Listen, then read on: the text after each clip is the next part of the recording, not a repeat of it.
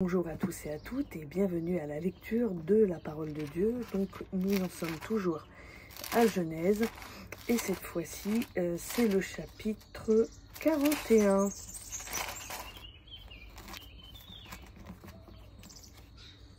Le rêve du pharaon. Au bout de 2 ans, le pharaon fit un rêve. Il se tenait près du fleuve. 7 belles vaches grasses montèrent du fleuve et se mirent à paître dans le marais.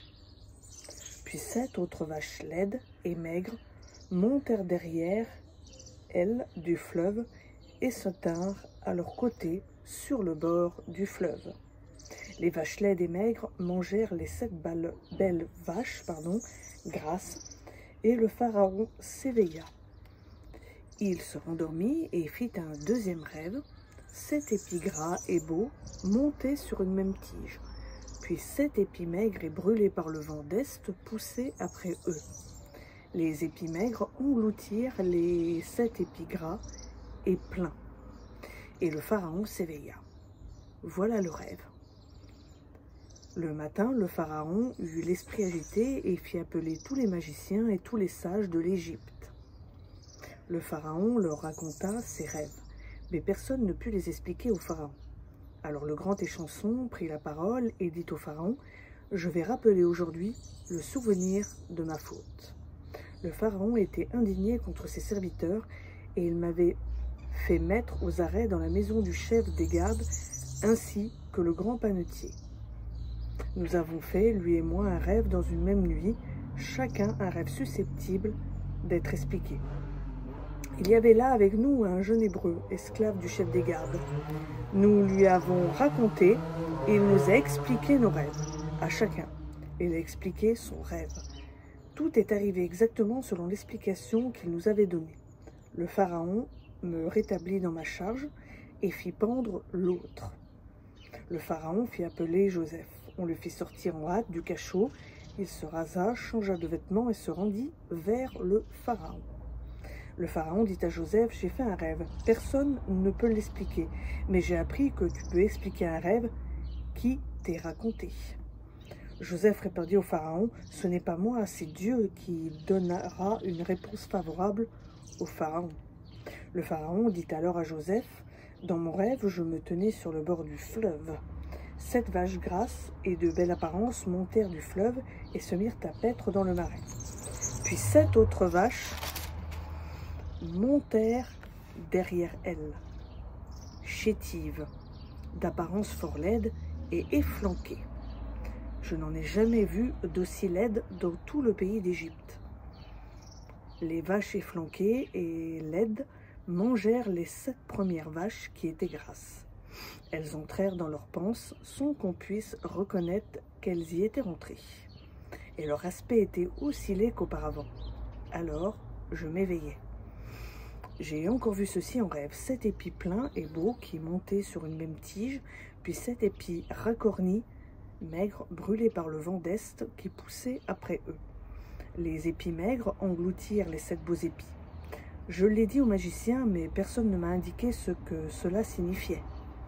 Joseph dit au pharaon : « Le rêve du pharaon est une seule et même chose. Dieu indique au pharaon ce qu'il va faire. Les 7 belles vaches sont 7 années, et les 7 beaux épis sont 7 années. C'est le même rêve. Les 7 vaches efflanquées et laides qui montaient derrière les premières sont 7 années, et les 7 épis vides brûlés par le vent d'est seront 7 années de famine. Ainsi, comme je viens de le dire au pharaon, Dieu a montré au pharaon ce qu'il va faire. Voici que viennent 7 années de grande abondance dans tout le pays d'Égypte. 7 années de famine les suivront, et l'on oubliera au pays d'Égypte toute cette abondance. La famine réduira le pays à rien.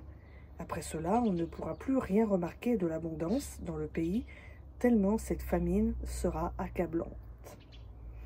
Si le rêve s'est répété 2 fois au pharaon, c'est que la chose est arrêtée de la part de Dieu, et que Dieu se hâtera de l'exécuter.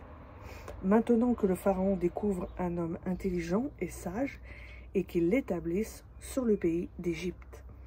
Que le pharaon agisse et qu'il nomme des fonctionnaires sur le pays pour lever un 5e des récoltes de l'Égypte pendant les 7 années d'abondance, qu'il rassemble tous les vivres de ces bonnes années qui vont venir, qu'il fasse sous l'autorité du Pharaon des réserves de froment et de vivres dans les villes et qu'ils en aient la garde.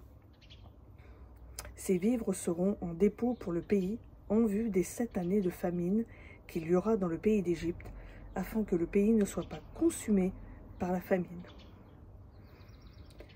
Joseph devint ministre. Cette parole plut au Pharaon et à tous ses serviteurs. Et le Pharaon leur dit, « Pourrions-nous trouver un homme comme celui-ci, ayant en lui l'Esprit de Dieu ?» Le Pharaon dit à Joseph, « Dès lors que Dieu t'a fait connaître tout cela, il n'y a personne qui soit aussi intelligent et aussi sage que toi. C'est toi qui seras à la tête de ma maison, et tout mon peuple dépendra de tes ordres.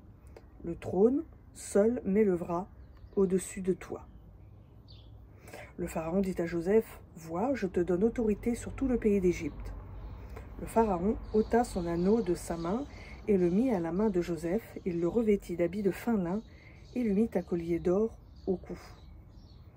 Il le fit monter sur le char qui venait en second derrière le sien, et l'on criait devant lui à Brec. C'est ainsi que le Pharaon lui donna autorité sur tout le pays d'Égypte. Le Pharaon dit encore à Joseph, « Je suis le Pharaon, et sans ta permission, personne ne lèvera la main ni le pied dans tout le pays d'Égypte. » Le Pharaon appela Joseph du nom de Tsafna Paénéa. Il lui donna pour femme Asnath, fille du roi Potiphéra, prêtre d'On. Joseph sortit alors pour prendre autorité sur le pays d'Égypte. Joseph était âgé de 30 ans lorsqu'il se présenta devant le Pharaon, roi d'Égypte. Il sortit de la présence du Pharaon et parcourut tout le pays d'Égypte. Pendant les 7 années d'abondance, le pays travailla à plein. Joseph rassembla tous les vivres de ces 7 années dans le pays d'Égypte. Il mit les vivres dans les villes, mettant dans l'intérieur de chaque ville les vivres des champs environnants. Joseph amassa du froment comme le sable de la mer. La quantité en était si considérable que l'on cessa de compter parce que c'était impossible. Avant la première année de famine, il naquit à Joseph 2 fils que lui enfanta Asnath, fille de Potiphéra, prêtre d'On. Joseph donna au premier-né le nom de Manassé, car, dit-il, Dieu m'a fait oublier toute ma peine et toute la maison de mon père. Il donna au second le nom d'Éphraïm, car, dit-il, Dieu m'a rendu fécond dans le pays de mon humiliation. Les 7 années d'abondance qu'il y eut au pays d'Égypte vinrent à leur terme. Et les 7 années de famine commencèrent à venir comme Joseph l'avait annoncé. Il y avait famine dans tous les pays, mais dans tout le pays d'Égypte, il y avait du pain.